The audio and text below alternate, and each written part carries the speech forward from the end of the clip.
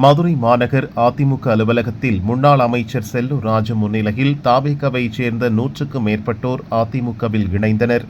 இதற்கான இணைப்பு விழா நடைபெற்றது.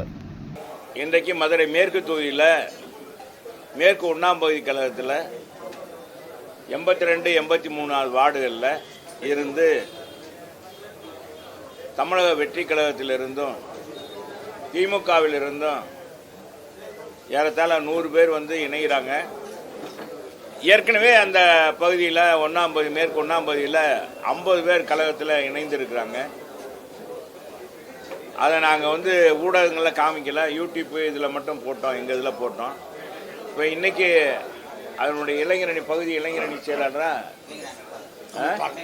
இளைஞரணி அமைப்பாளர் திமுகவுடைய இளைஞரணி அமைப்பாளர் உட்பட டிவிகேயிலிருந்து பொறுப்பாளர்கள் வர்றாங்க. அதுக்காக இணைப்பு நிகழ்ச்சி நடக்கிறது. கழக ஆலோசனை கூட்டம் நடக்குது. சொல்லுங்கள் தம்பி, இதுக்காக தான் இந்த கூட்டம். உண்மையில் உங்களாம் வர சொன்னது அந்த மாற்றுக் கட்சியிலிருந்து இன்றைக்கி அண்ணன் எடப்பாடியார் தலைமையை ஏற்று இன்றைக்கி அலை அலையாக கொண்டு இருக்கிறாங்க. மதுரை மேற்கு தொகுதியில் பல்வேறு பகுதியில் பறவையில் ஏற்கனவே இணைஞ்சாங்க, கோவில் பாப்பாவடியில் இணைஞ்சாங்க, பெத்தானியபுரம், இப்படி எல்லா பரவலாக எல்லா பகுதியிலும். அதே மாதிரி இன்றைக்கி சாயங்காலம் பழங்கானத்தத்தில் 72வது வார்டில் இணைகிறாங்க.